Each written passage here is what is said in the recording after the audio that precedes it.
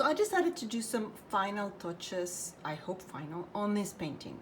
There are several things I like about this, and please watch the previous video on how I developed this painting. It's in my YouTube channel, and I will put a link in the description note. These are acrylics, and I use ultramarine blue, alizarin crimson, Indian yellow as my transparent colors. That's usually the way I like to start. I like the transparency of some areas, and then I start adding opaque colors. For this particular painting, I've only used the titanium white opaque for especially some of the areas for atmospheric perspective in the back. And of course the water, I also used a little bit of Viridian green. I'm going to introduce the cadmiums. Cadmium yellow medium and cadmium light medium. These are opaque colors and they really pack a punch, as I say. So I'm going to get started with using a little bit, just a touch of the cadmium yellow, and I'm going to add a little bit of my Indian yellow, which is transparent, so that it's not so bright, at least to start with. And I just want to make sure that there's an area here of light. I do like the way that this was sort of showing a bit of that light, but I think I did cover it. Or, you know, acrylics actually dry darker, so it could have been that my original color went darker. Now I am going to be daring and introducing a bit of the cadmium red. As you can see, I'm not cleaning the brush. I want to get that orange color, and I want to make sure that, you know, it's not necessarily mixed. So yes, the cadmiums are going, and I'm just brushing slightly. As you can see, I'm not actually doing very heavy brush strokes. It's just sort of like kissing the surface, just to bring a bit of light. Now that would have to be slightly reflected in the water, and the water should not be as bright. Usually reflections are darker than what they are reflecting. So I actually believe that these reflections were slightly poorly placed. This one should correspond to this one, and then I think I need to open up this one because this didn't make much sense. But then I need to make sure that some of this lighter color, and I'm going to use Indian yellow, and this time less proportion of cadmium yellow for that reflection in the water. So this one here should be sort of reflecting, and definitely this is the brightest reflection. Now because I'm using a very light touch, you can probably see that you still can see the background, which is okay. I don't want this water to be as dark, but reflections in the water should go vertical. Okay, so I said if this corresponds to this and this area here corresponds to this area, I will get rid of only this. I thought I was going to be doing more. And as you can probably already perceive, I need a bit more of the cadmium red for this particular reflection here. And I'm going to introduce this time the Alizarin Crimson. You can see all of the colors are in my brush. I haven't actually mixed them very well, and that's what I like, because it gives this sense of brush strokes with the reflections, and I'm not being very precise into what I am painting. So I've already established more light coming in here, which I thought was needed for this painting. Now the other thing that I think would benefit from having a bit more definition is probably this bank here. And let's say that we have a, as I did mention in the previous videos, but if you are just watching this and you're not interested in how I got here, but you just want to watch this. So what I did was painting a body of water. I am not using any reference photo. This is basically sort of from my imagination, but also partly is from different views that I have previously painted. So I'm just insinuating here, as you can see, it's not a straight line, but I'm just insinuating here some sort, and it's all the colors I had before, just lightly brushed. So to sort of make a point of where the water starts, where the vegetation ends. And I think, you know, this area is not defined at all, but now we're catching the light with this. In the past version, everything was very muted. Now, there's one thing that I do like about the way that this came up, which is the tops of these trees seem to be in light, and the rest of it seems to have a shadow, and I like that.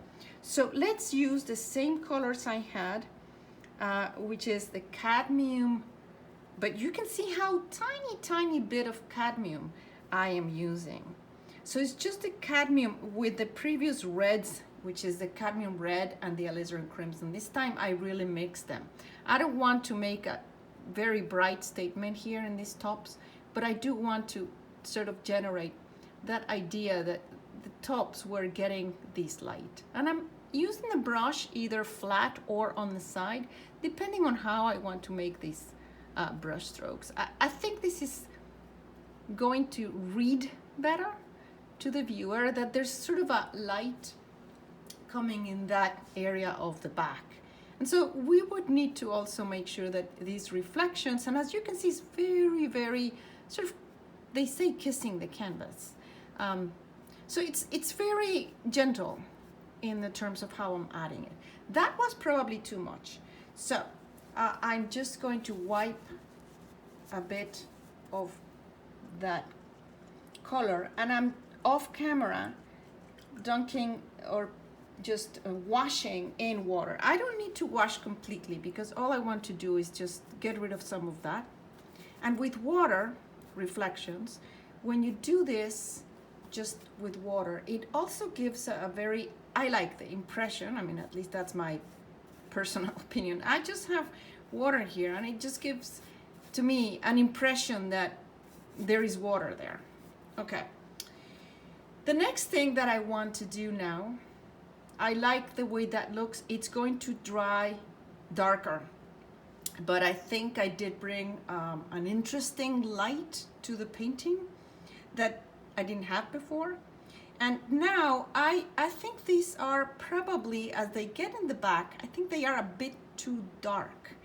So because I already have light colors, I'm going to mix that same orange that I had just with a tiny bit of the blue. Orange and blue make a gray, and I'm hoping that it's going to be it's looking like a grayish green, which would probably work well for these reflections. And as you can see, just adding them in some of these areas, I think it was too dark for the back. Things in the back get lighter, and reflections should be darker than what they're reflecting. But in this case, I did the opposite. Sometimes the opposite works. If you like it, it's your painting, you can just go ahead and do that. Okay, I want to work on this color of the light, but since I have this muddy color, if I just add a little bit of Alizarin Crimson to it, because it's too green, and green and red are opposite colors. So what I get is sort of a mud color.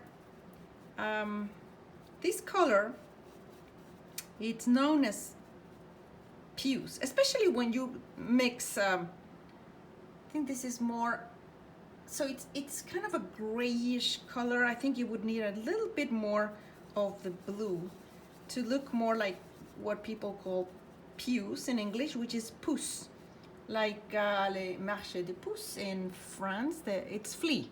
That's the color of fleas. So I'm just wanting to add, or I did add a little tiny bit. I'm sorry I forgot to show it to you, but it's a tiny bit of white. So now I am getting more of a dirty color. On its own, this color is not very attractive, but I want to give the impression that either this is a sort of a rock wall or some structure in there. Now in the bottom it should be darker than the top, and it's just giving me a little bit of, like I said, a structure. I don't know what I did that. I didn't mean to, so I'm just washing my brush off camera in water, and I'm gonna come back with as you can see, Alizarin Crimson and Ultramarine Blue. They're not really very well mixed, but I just want to make sure that I get some of these areas. I think I'm gonna add a little bit more blue so that it doesn't look like there's a straight line. I don't know why. I felt, and this is all my imaginary landscape, so I technically can do what works well for the painting. I just felt it would look better if this is like, if I direct the eyes to something that's here, and then I have that dark color. If it looks like rocks, that's fine with me. If it looks like a wall, it's fine also. I just want to make sure that there's a curve, so we are closer to this, and that's going back in the distance.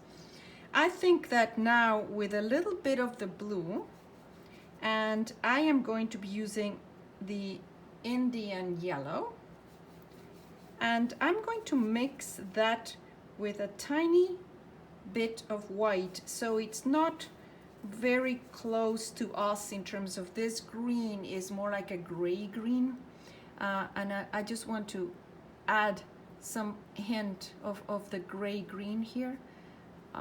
The farther we go, the lighter things are, and the bluer the things are. There's more atmosphere. But I think it may actually benefit using that same sort of gray accent here in some areas. As you can see, I'm actually not being very precise. I just want to make dots and marks. Define it slightly better. Like I said, I think it needs a bit more of a dark red, especially here. I think that's too orange. It's too much on my face. So I'm going to change that, and I'm not going to clean the brush. I'm just going to add to that color, you know, pucey color, that dirty mud color. I just added Alizarin Crimson. So it's not really, there you go, it's muted, what we call muted. It's not too orangey because this is supposed to be in the shadow. Now we could play with making some areas where technically they could be getting a bit more light from some of these trees. So with a little tiny bit of cadmium yellow mixed in that red, we can probably make some accents here of light, assuming, you know, that some of that light could be trickling in. A little bit more of that cadmium yellow with the color that we use there. So when I'm building up the lights, I don't like to go like I did here, but I normally don't like to go directly to the lightest one. I just see how this is working. And of course, this would have to have a little bit of a reflection in the water. Okay, well, I think I'm okay with this. I don't want to play too much. I just want to soften this particular one and go down. Yeah, I think I don't want to do too much more in here. It's okay. I don't really know what I painted there. It could be, you know, shrubs or bushes, but I like this line in the top where they're catching the light. I might actually want to go a little lighter. I haven't cleaned my brush, and it's okay when you're at this stage of the painting. The harmony in colors is created by having especially having a very limited color palette helps, but having the colors not necessarily pure. What I did is I added that cadmium yellow to the color that I had just used here, and I'm just gonna see if that works. It doesn't actually bring that much more brightness, but it's okay. I wanna go slowly. I don't want to catch too much, so I just added a tiny bit more of that cadmium yellow, and I just want to make sure that it looks like it's the tops that are getting that light, and then a little bit on these ones. That reflection I liked originally is what I painted, is very transparent and it does push it far, but it doesn't make much sense with the painting with these reflections as dark as they are. So what I'm going to do, again, I have not cleaned the brush, is use a little bit of the blue in the color that I had already mixed for here. So in my palette, I have those colors in separate places. I'm sorry I cannot show you the palette, but it's something coming out something like this. And I'm just going to brush it. It is a bit dark. So I'm just going into the place where I had just created that color, and I'm just going to brush it here down for these reflections in the water. I mean, I did like the transparency, so I am using very thin paint, and I'm just seeing. When you see me doing this is because I'm just seeing exactly, I mean, it doesn't have to match exactly, but it does have to match a little bit. I did not get rid completely of the transparent purple that was underneath, but I think it was sort of weird unless I had continued the line going farther away for those trees. These were too dark compared to these, or these were too light compared to these. So we've lightened this a bit. I don't know if you can see that. And we also, or I, darkened this just a little bit.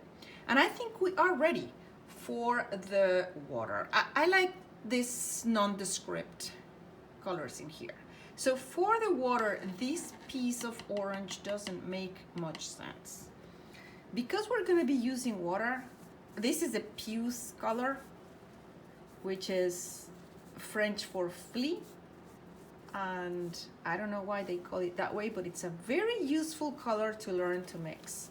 As you can see, different, and there's no one puce. So it's basically a dirty color, mud color they also call it. So it helps a lot with defining without bringing too much attention.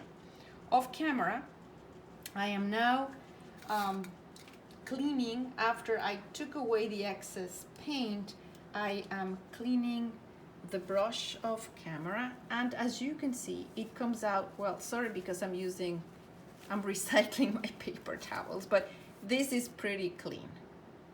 And so now that we have a clean brush, to make the water, the color of water, I'm going to place a little bit of blue, and then I think I'm gonna need more white, but I'm putting the white on a separate end, and I am using a tiny bit of Viridian green. You can use, and the three colors on my palette, I'm just using a separate place where I'm mixing them, keeping the darker in one area and the lighter in the other area. So I have different colors of water to choose from, and I actually am going to add a bit more of the Viridian green for some of these colors of blue. So I have a darker blue, I have a lighter and more green, and that's what we are going to use for the water. So in this area, and I like the long handle brushes, I can actually just loosely paint on top and just slide it. We said we were gonna get rid of that, or I said. You're probably saying, what is she doing? Okay, and I'm just getting a little bit of that color of water in there. And the other thing that I thought this painting could benefit from was to have a bit more of this water getting into here. So not just shaping the trees as we did before, but also getting a bit into here. And as you can see in the back end, we're going to need more clear color. So the reflections you paint down, and the water you paint up. So I'm getting more white. I underestimated the power of Viridian green. You can use as I've mentioned in the past, you can use phthalocyanin green, phthalocyanin blue, which are also called or known as phthalo green and phthalo blue, instead of the Viridian green. I have all of them, and honestly, it's just a matter for you to understand and know your colors, which one to use. But it gives a turquoise, nice turquoise color to your waters. And I like using them. Some waters are more blue than others, so less turquoise, and some really are very nicely turquoisey color. This is what's actually called dry brushing, and of course, because the acrylic paints dry very quickly, or quicker than oil paints, you do more dry brushing with acrylics, or I do more dry brushing with acrylics than I do with oils. Because with oils, you do more, I mean, some people actually say that they're doing the alla prima painting with acrylics. I'm getting a bunch more of blue because I ended up finishing my color of water and white on the other end, and the Viridian green, and I'm just having different proportions of these mixes here. It has to be darker in the bottom. So I was saying that some people call the alla prima in acrylics, alla prima in Italian, it's in one go, or at the first time. And it's typically used for when you are actually painting. The other way that people call that is wet on wet. So when you are painting in one go, and it's an oil painting, it's all wet, and you need to learn the technique for painting wet on wet in oils, because you need to know when you want your paints to mix and when you don't. For instance, in oil painting, this would be challenging because orange and blue are the opposites. And if we were to do that, let's see this entry here. So there should be sort of an entry of water in there. And I just lightened that, if you realize that. If we were painting in oils, the combination, if they actually were to be combined, because they're wet on your canvas, you would actually get sort of could be a nasty gray. You don't get what you can get once it's dry. So in oil painting, oftentimes we have to do the painting in several sittings so that we wait until the paint dries. And I am just using a bit more of the white on this area, because I feel the light was, to me, that's the area where there's more light. Okay, and that's why I wanted to sort of make some sense of the reflections. I may have gone too light, but don't panic, don't worry. You probably are saying, what's she gonna be doing? Acrylics dry darker. So I think, yeah, I like this is the mix with Viridian green and the white and ultramarine blue, and it does provide a nice color of water. The touch of Viridian green gives it a little bit of a turquoise hue. If you have turquoise in your paints, you can try that, definitely. Okay, stepping back, of course you don't see me doing that, because I think there's something weird here. So if I just come in and shape a little bit of that reflection there, I think it does make more sense. And again, So for water, it is good to have some waves, and that the creation of waves is, you know, different hues, and definitely some darker than others. Maybe not too much, but as we go back, that wavy sensation should disappear, because in the back end you have less definition of what you are seeing, unless you have a special camera and you can come in. I think we just need to add, but it's gonna be lighter, so it's my same mix with Viridian green, ultramarine blue. I think that's too dark. I'm gonna add a little bit more white to that mix. Viridian green, ultramarine blue, and white. And I'm just gonna come in here and just add some touches of water.